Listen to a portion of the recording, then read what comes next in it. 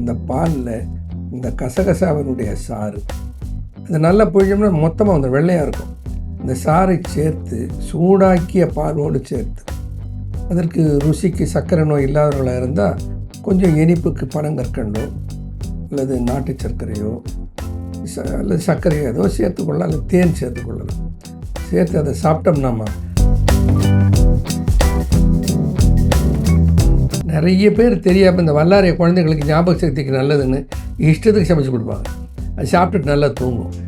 ஏன்னா வல்லாரை ஒரு அளவாக எடுத்துக்கொண்டால் அது ஔஷதம், அளவுக்கு மிஞ்சினால் அது ஔஷதம் அல்ல.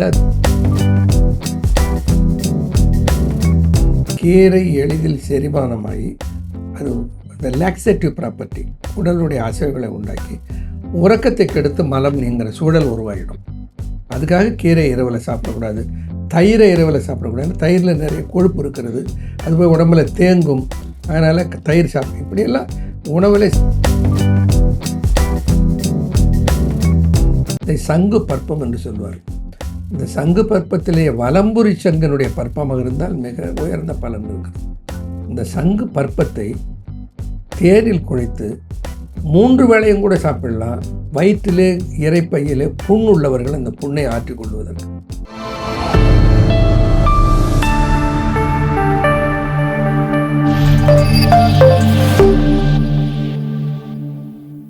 காஸ்மோ ஹெல்த் நேயர்களுக்கு வணக்கம். இன்றைய நிகழ்ச்சியில் ஆரோக்கியம் குறித்து நம்மளுடைய சந்தேகங்களுக்கு விளக்கம் கொடுக்கறதுக்காக அறிவியல் சித்தர் டாக்டர் அன்பு கணபதி நம்ம கூட இணைந்திருக்காரு. தொடர்ந்து நிறைய விஷயங்கள் பேசலாம். வணக்கம் சார். வணக்கம். எப்படி இருக்கீங்க சார்? நல்லா இருக்கேம்மா. சரி, இன்னைக்கு நிகழ்ச்சியில் இந்த தூக்கமின்மை பிரச்சனைக்கு இயற்கை முறையில் எப்படி தீர்வு காண முடியும்? குறிப்பிட்ட ஏதாவது மூலிகைகள் இதற்காக இருக்கா? அதை பற்றி ஒரு விளக்கம் கொடுங்க சார். தூங்கிறது என்பது அது ஒரு பெரிய வரம். அது இந்த தூக்கம் வரலங்கிற ஒரு வேதனை இருக்கு பாருங்க, அது சொல்லவே முடியாது. சித்தர்கள் அதுக்கு நிறைய வழிமுறைகளை சொல்லி இருக்கிறார். கிருமி நமைச்சல், கிராணி அதிசாரம், சிறநீர், நித்திரை பங்கம் போ, செப்பில் உருவழகும் காந்தியும் உண்டாகும், கசகசாவின் குணத்தை தேர்ந்தவர்க்கு விந்துவுமாம் தேர் அப்படின்னு ஒரு பாடல்ல சொல்றார். இந்த சொல்லு என்ன சொல்லுனாமா, நித்திரை பங்கம். பங்கப்படுறதுன்னா என்ன? குறைபடுறது. பங்கம்னா ஒரு குறை இருந்தால் அது ஒருத்தன் பங்கப்பட்டுட்டான், அசிங்கப்பட்டுட்டான். பங்கம்னா ஒரு குறைன்னு அர்த்தம். நித்திரை பங்கம் எப்படி சொல்ல கையாளுறப்ப தூக்கத்துக்கு பங்கம் வந்துவிடுது. தூக்கம் வரமாட்டேங்குது. நல்ல தூக்கம் வர்றதுக்கு ஒரு பலர் பல முறையை சொல்லுகிறாரு. நான் என்னுடைய அனுபவத்தில் பல நூற்றுக்கணக்கானவர்களுக்கு சொல்லி அவர்கள் அனுபவித்து பலன் கண்டதைத்தான் நான் சொல்லுவேன். அதற்கு சான்றுகள் சித்தர்கள் சொல்லியிருக்காங்க என்பது தான் நம்முடைய உரையினுடைய பாங்கே. அப்படி தான். இப்போது கசகசா என்பது மசாலாவில் போடுறோம் இல்லையா, நம்ம அதுதான் பாப்பி சீட்ஸ்ன்னு சொல்லுவோம். வெள்ளையாக குட்டி குட்டியாக இருக்கும். சில நாடுகளில் இந்த கசகசா ஃபர்பிடன் ஃப்ரூட். பல நாடுகளில் கசகசாவை அனுமதிப்பதே இல்லை, பேன் பண்ணியிருக்காங்க. நம்ம ஊரில் கசகசாவை சேர்க்காத மசாலாவே இல்லை. மசாலான்னா அதில் கசகசாவுக்கு ஒரு பண்பு என்னன்னா, எவ்வளோ பெரிய புண்ணையும் ஆத்திரும். குடலில், வயிற்றில், வாயில் எங்கே இருக்கிற புண்ணையும் ஆற்றுகிற தன்மை கசகசாவுக்கு உண்டு. அதனோட கூட நல்ல தூக்கத்தையும் கசகசா தரும். எப்படி கையாண்டா? இப்போ நம்ம தூக்கத்துக்கு அதை எப்படி கையாடலாம்? ஒரு தேக்கரண்டி, அதாவது அபவுட் 2 grams கசகசாவை எடுத்து கொஞ்சம் தண்ணி தெளித்து ஒரு கப்பில் வச்சு ஊற வச்சுருங்க. ஒரு 10-15 நிமிஷம் ஊறினா அது ஊறிக்கும். அதுக்கப்புறம் எடுத்து அதை அரைச்சி, இப்போல்லாம் அரைக்கிறதுக்கு வசதி இல்லை, மிக்சி தான். மிக்சியில் போட்டு அரைச்சி அதை பிழிந்து சாறு எடுத்துக்கிட்டோம்னா கசகசா சாறு. ஒரு குவளை, அதாவது 150 மில்லி அளவுக்கு பால். இந்த கசகசாவில் இருந்து எடுத்த அந்த சாறு இருக்குது பாருமா, சூடு செய்து காய்ச்சிய பால். இந்த பாலில் இந்த கசகசாவினுடைய சாறு அது நல்லா பிழிஞ்சோம்னா மொத்தமாக அந்த வெள்ளையாக இருக்கும். இந்த சாறை சேர்த்து சூடாக்கிய பாலோடு சேர்த்து, அதற்கு ருசிக்கு சர்க்கரை நோய் இல்லாதவர்களாக இருந்தால் கொஞ்சம் இனிப்புக்கு பனங்கற்கண்டோ அல்லது நாட்டு சர்க்கரையோ அல்லது சர்க்கரையோ ஏதோ சேர்த்துக்கொள்ளலாம், அல்லது தேன் சேர்த்துக்கொள்ளலாம். சேர்த்து அதை சாப்பிட்டோம்னாமா நல்ல உறக்கம் வரும். என்ன ஆகுதுன்னா, இட்ஸ் எ மைண்ட் ரிலாக்ஸன்ட். மைண்டை வந்து ரிலாக்ஸ் பண்ணி மைண்டில் திரும்ப திரும்ப எண்ணங்கள் வராமல் தடுத்து நல்ல உறக்கத்தை வருவதற்கு உதவும் கசகசா பால்னு இதுக்கு பேர். இது நம்ம தூங்குறதுக்கு எவ்வளவு நேரத்துக்கு முன்னாடி குடிக்கணும் சார்? இரவு படுப்பதற்கு முன் சாப்பிடுவது நல்லது. நார்மலாக சாப்பிட்டுட்டு ஒரு 2 மணி நேரம் கழித்து உறங்க போகிறது தான் சரியான உறங்க போகிற முறை. சாப்பிட்ட உடனே 11 மணிக்கு சாப்பிட்டு 11:10க்கு படுத்துக்கிறான். கை கழுவிட்டு அப்படியே போய் படுத்து. அப்படி அப்படி செய்யவே கூடாது. ஏன்னா இப்போ நான் சொல்லுகிற நிகழ்ச்சியை கேட்டவர்கள் அனுபவித்தவர்கள் பலர் சொல்லுவது, உணவு சாப்பிட்டு விட்டு ஒரு 10லிருந்து 15 நிமிடம் மெல்ல குறுநடை நடந்தீங்கன்னா ஒரு சின்ன ஏப்பம் வரும். ஆச்சரியமாக இருக்கும். நீங்கள் அனுபவித்து பார்த்தா அதை சொல்லலாம். இந்த ஏப்பம் வரும். கொஞ்சம் ஒரு டம்ளர் தண்ணி குடிச்சிங்கன்னா அதுக்கப்புறம் அப்போ ஒரு ஏப்பம் வரும். அது என்னென்னா, நாம் உண்ட உணவானது நொதிகளோடு நன்கு கலந்து சங்கமமாகி விட்டது என்பதற்கு அது சான்று. இப்போ கசகசாவில் வந்து இரவு உறங்குவதற்கு ஒரு அரை மணி நேரம் முன்னர் பாலோடு கலந்து இதை சாப்பிட்டோம்னா படுத்த உடனே உறக்கம் வந்து கசகசா பால்னு இதுக்கு பேர். இது குழந்தைங்க பெரியவங்க எல்லாருமே எடுத்துக்கலாமா? குழந்தைங்க தான் நல்லா தூங்குது பொதுவாக. சில ஒன்று தெரியுமா உங்களுக்கு, குழந்தைகளுக்கு வீர் வீர்னு சிலது கத்திக்கிட்டே இருக்கும், இரவெல்லாம் தூங்காது. உர மருந்து என்று ஒன்று உண்டு. ஆமாம், பிறந்த குழந்தைகளுக்கு கொடுப்பார். அது என்னென்னம்மா, ஒரு செடேட்டிவ் எஃபெக்ட் உள்ளது. செடேட்டிவ்னா அது வந்து உடனே போதை இல்லை, நல்ல உறக்கத்தை வர வைக்கிற, அதே நேரத்தில் நல்ல செரிமானத்தை கொடுக்குற. உதாரணமாக மாசிக்காயின்னு ஒரு காய் இருக்கிறது, கொர்க்கஸ் இன்ஃபெக்டோரியஸ்ன்னு சொல்லுவாங்க. அது காயே இல்லை, ஒரு மரத்தில் வந்து தொலைச்சி அதுலேருந்து கசிக்கிற பால் உண்டை கட்டி கொண்டு அது காய் போல் இருக்கிறது. அதுதான் மாசிக்காய். அதான் மாசிக்காய். அது மாசுபட்ட காய். அது அந்த காய்க்குள்ளமா ஓட்டை இருக்கும். அதுக்கு ஆங்கில பேர் கொர்க்கஸ் இன்ஃபெக்டோரியஸ். இன்ஃபெக்ட் ஆகிருக்குதான் அது. அந்த காய் தான் மாசிக்காயின்னு பேர். இந்த மாசிக்காய்க்குமா நல்ல செரிமான சக்தியும் நல்ல உறக்கத்தையும் தரும். இப்போ பார்த்தீங்கன்னா கடுக்காய் இருக்கிறதே நல்ல உறக்கத்தை தரக்கூடியது கடுக்காய். என்ன பண்ணுவார்கள், நாங்கள்லாம் குழந்தையாக இருந்தபோது நாங்கள்லாம் அதை தான் சாப்பிட்டு வளர்ந்தோம். இந்த மாசிக்காய் இருக்கிறதம்மா, அந்த மாசிக்காயை சுத்தி செய்கிறதுன்னு ஒரு முறை உண்டு. அந்த வேக வைக்கிற சாதத்தில் அது தண்ணியும் அதுவும் கலந்து வர ஸ்டேஜில் இந்த மாசிக்காயை அந்த சாதத்து மேலே வச்சுருவாங்க. அது அப்படியே வெந்து பிறகு வடித்து அந்த அந்த வெந்த மாசிக்காயை எடுத்து நன்றாக கழுவிட்டு அது உலர்த்தி நெய்யிலே வறுப்பார்கள். பசு நெய், நெய்யில் வறுத்தா அது லேசாக கிராக் ஒன்று வெடிக்கும். அந்த ஸ்டேஜில் அதை எடுத்து வச்சுக்கிட்டு தான் அந்த குழந்தைகளுக்கு அந்த மாசிக்காயை உரைத்து கொடுப்பாரு. என்னென்னா அதை உரைச்சி கொடுத்தோன்னா டைஜஷனை பால் எடுத்துக்கிட்டே இருக்கும். சில குழந்தைங்க பால் எடுக்காது, முழு பாலும் ஜீரணமாகும். ஒன்று.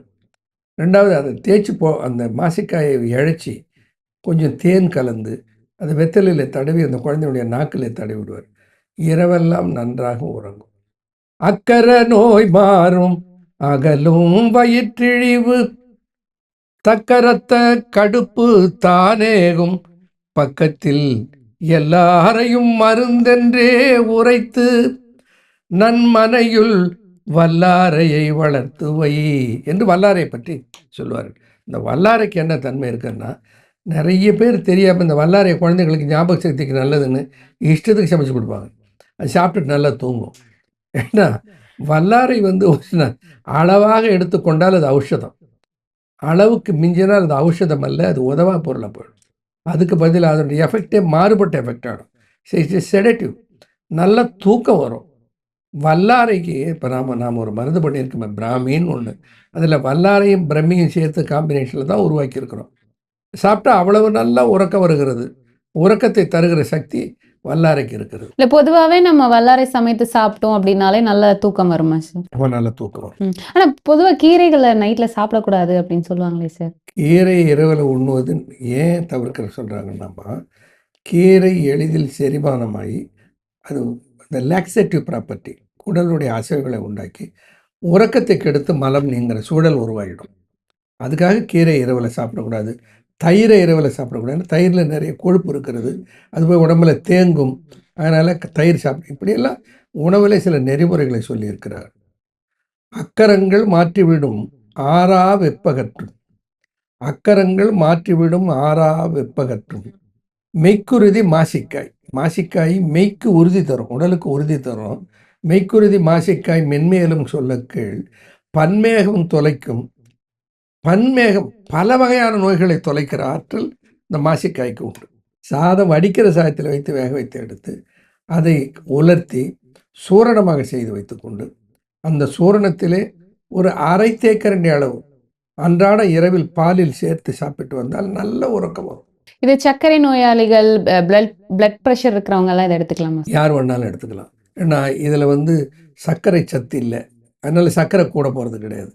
இதில் எந்த கொழுப்பு சத்தும் இல்லை, அதனால் பிபியை இது அஃபெக்ட் பண்ண போகிறதில்லை. இது என்ன பண்ணுகிறது, மூளையை சாந்தப்படுத்துகிற, இது உறக்க வைக்கிற ஒரு ஸ்லீப்பிங் மெடிசன் கிடையாது, தூக்க மாத்திரை இல்லை. இது மாறாக, ஏன்னா தூக்க மாத்திரை சாப்பிட்டா என்ன சொல்லுறான், காலையில் எழுந்து மதன்னு இருக்கிறது. தொடர்ந்து தூக்க மாத்திரை சாப்பிட்டு போது பிரெயின் ஃபங்க்ஷன் டல்லாகி போகிறது. கல்வி படிப்பதற்கு கூட என்னால் முடியவில்லை. பல குழந்தைகளுக்கு இந்த ஃபிட்ஸ் இருக்கிறது என்று சொல்லி சில மன அழுத்தத்தை குறைப்பதற்காக பல மருந்துகளை கொடுப்பார்கள், தூக்கத்தன்மையுடைய மருந்துகள். அதை எடுத்துக்கிட்டு என்ன ஆகும், உடல் பருக்க ஆரம்பித்து விடுகிறது, அவனுடைய செயல்பாடு மந்தமாகி போகிறது, ஒரு சுறுசுறுப்பின்மை வந்து விடுகிறது. இப்போ இதெல்லாம் எதுவுமே வராது இதை எடுத்துக்கிட்டோம்னா. ஒரு முக்கியமானது என்னென்னா எந்த கெடுதியும் வராது. ஒரு சிறந்த மூலிகை இருக்கிறது, அதை பெருங்கோரைன்னு சொல்லுவாங்க. பெருங்கோரை என்பது தமிழ் பெயர், அதற்கு இன்னொரு பெயர் ஜடாமாஞ்சில். அது நாட்டு மருந்து கடையில் கிடைக்கும். இந்த பெருங்கோரை என்கிற ஜடாமாஞ்சில் இன்னைக்கு நிறைய ஆராய்ச்சி வந்து விட்டது. அது ஆன்சைட்டி நியூரோசிஸம், அதாவது மனதிலே ஒரு பதட்டத்தோடு கூடிய ஒரு பய உணர்வு, அதை போக்குகிற, பிரெயினுக்கும் நர்வுக்கும் ஒரு நல்ல டானிக்காக இருக்கிற ஒரு உயர்ந்த மூலிகை என்றெல்லாம் இன்றைக்கு நிறைய ஆராய்ச்சிகள் வந்து விட்டன. இப்போ சித்தர்கள் அந்த சடாமாஞ்சலை இந்த நல்ல உறக்கத்திற்கு மருந்தாக பரிந்துரைக்கிறார். இதை எப்படி பயன்படுத்தலாம்? சடாமாஞ்சல் எப்படி இருக்குன்னாமா, ஒரு ஒரு ஒரு கிழங்குன்னு வச்சுங்களேன், இந்த கிழங்கு மேலே முடி முளைச்சிருந்தா அப்படி இருக்கும், அந்த மாதிரி மேலே ரோமம் போற்றியதை போல, அதனால தான் அதுக்கு பேர் ஜடாமாஞ்சல். அது கோரை கிழங்கு போல இருப்பது, அதுக்கு பெருங்கோரை அப்படின்னு தமிழ் மருத்துவத்தில் ஒரு பெயர் உண்டு. அந்த ஜடாமாஞ்சல் கொண்டு தூசு குப்பை மண் இல்லாமல் சுத்தம் பண்ணிவிட்டு அப்படியே மிக்சியில் இட்டோ அல்லது அரவை எந்திரத்தில் போட்டோ அரைத்து எடுத்து அந்த தூள் இருக்கு பாருங்கள், அந்த சூரணம், அந்த சூரணத்தை ஒரு அரை தேக்கரண்டிலிருந்து ஒரு தேக்கரண்டி அளவு தேவைக்கு ஏற்ப அதை தேனில் குழைத்து அல்லது பாலோடு சேர்த்து அந்த இரவில் உண்டால் நல்ல உறக்கம். இது தொடர்ந்து எவ்வளோ நாள் எடுக்கணும்? அது அவங்களுக்கு எந்த அளவுக்கு உறக்கம் பாதிக்கப்பட்டிருக்கிறது என்பதை பொறுத்து. இப்போ இதில் ஜடாமஞ்சளை சாப்பிட்டேன் எனக்கு தூக்கம் வரல, மாசிக்காயை சாப்பிட்டேன் தூக்கம் வரல, கசகசாவை சாப்பிட்டேன் தூக்கம் வரல என்று சொல்பவர்களும் உண்டு. ஏன்னா ஒருவனுக்கு உணவே இன்னொருவனுக்கு நஞ்சாகலாம். One man's food is another man's பாய்சன்னு சொல்லுவாங்க. உணவு கூட, ஏன் குழந்தைகளுக்கு தாய்ப்பால் ஒவ்வாமை ஏற்படுத்துகிறதெல்லாம் நம்ம கேள்விப்படுறோம். இப்போ ஒருவருக்கு ஏற்றுக்கொள்ளக்கூடிய ஒன்று இன்னொருவருக்கு ஏற்றுக்கொள்ளக்கூடாதாக இருக்கும். அப்போது எல்லாருக்கும் அதே பலன் கிடைக்குன்னு சொல்லலை. நான் என்ன சொல்ல வருகிறேன், இதை சாப்பிட்டு விட்டு நீங்கள் வேறு எந்த மருந்தும் எடுத்துக்கொள்ள வேண்டாம், இதிலே நீங்கள் முழுமையாக நலமடைந்து விடலாம் என்று சொல்வது நம் நோக்கமல்ல. சித்தர்கள் உறக்க குறைபாட்டுக்கும் மருந்துகளை தந்திருக்கிறார்கள். அது அடுத்த நாள் காலையில் எழுகிற போது எந்த அசதியையும் மயக்கத்தையும் ஒரு தளர்ச்சியையும் சோம்பலையும் ஒரு மாதிரி ஒரு வெறுமனை மைண்ட் அந்த நிலைகளையெல்லாம் இல்லாமல் ஒரு உறக்கத்தை தருவதற்கு தான் இந்த ஜடாமாஞ்சல், கசகசா, மாசிக்காய் போன்ற மூலிகைகளை பயன்படுத்தலாம். இன்னொரு முக்கியமான மருந்து ஒன்று இருக்கிறது, அது எல்லாராலும் செய்ய முடியாது, மருத்துவர்களை தான் பண்ண முடியும். சங்கு இருக்கிறது பாருங்கள், சங்கிலே செய்யப்படுகிற ஒரு பற்பம், இதை சங்கு பற்பம் என்று சொல்வார். இந்த சங்கு பற்பத்திலே வலம்புரி சங்கனுடைய பற்பமாக இருந்தால் மிக உயர்ந்த பலன் இருக்கிறது. இந்த சங்கு பற்பத்தை தேனில் குழைத்து 3 வேளையும் கூட சாப்பிடலாம். வயிற்றிலே இறைப்பையிலே புண் உள்ளவர்கள் அந்த புண்ணை ஆற்றிக்கொள்வதற்கு அது ஒரு அளவாக ஒரு 100 மில்லிகிராம் சாப்பிடலாம். நல்ல உறக்கம் வேண்டும் என்பவர்கள் இரவில் ஒரு 200 மில்லிகிராம் அளவுக்கு அதை தேனிலே கலந்தோ அல்லது பாலில் கலந்தோ சாப்பிட்டால் நல்ல உறக்கத்தை தரும். ஆக உறக்கத்தை தருவதற்கு இந்த சித்தர்கள் பல நல்ல மருந்துகளை படைத்திருக்கிறார்கள். ஓகே. ஸோ இன்னைக்கு நிகழ்ச்சியில தூக்கமின்மை பிரச்சனைக்கு எளிய முறையில எப்படி தீர்வு காணலாம் அப்படிங்கிறத பத்தி நிறைய விஷயம் எங்களுக்காக சொன்னீங்க. ரொம்ப நன்றி சார். நன்றிம்மா. வணக்கம்.